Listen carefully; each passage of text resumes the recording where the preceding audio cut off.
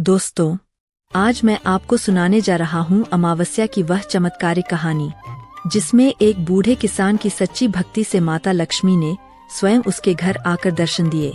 अमावस्या की गहरी और शांत रात थी। पूरे गांव में अंधेरा पसरा था और गांव के आखिरी कोने में एक टूटी फूटी झोपड़ी में रामू नाम का बूढ़ा किसान दुखी बैठा था। साल भर की मेहनत के बावजूद उसकी फसल सूख गई थी।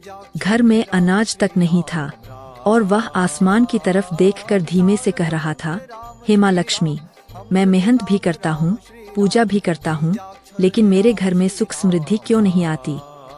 आंखों में आंसू थे पर दिल में विश्वास था। घर में पूजा करने लायक कुछ नहीं था। फिर भी रामू ने अपनी पत्नी के बर्तन से थोड़ा सा तेल निकाला, एक पुराना टूटा फूटा दीपक साफ किया और उसे आंगन में रखकर बोला, माँ लक्ष्मी, मेरे पास कुछ नहीं है, बस एक छोटा सा दिया है, पर भक्ति सच्ची है। इतना आशीर्वाद देना कि मेरी मेहनत का सही फल मिल जाए।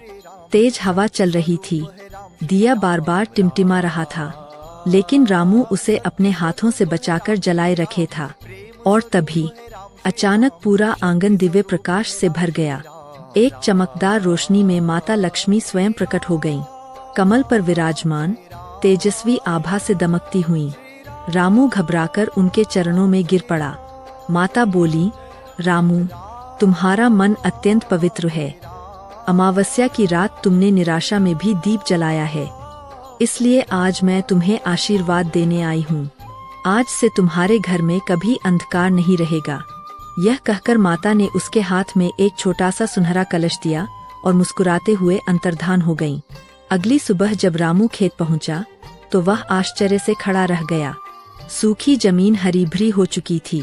रात भर में खेतों में नई जान आ गई थी। महीनों से सूखा पड़ा कुआं पानी से भर गया था और घर में अन्न का आगमन होने लगा। उसके हाथ का वह कलश भी कभी खाली नहीं हुआ। उस दिन से रामू के जीवन में खुशहाली लौट आई और गांव वाले आज भी कहते हैं, अमावस्या की रात सच्चे मन से जलाया गया दीप जीवन के अंधकार को भी मिटा देता है।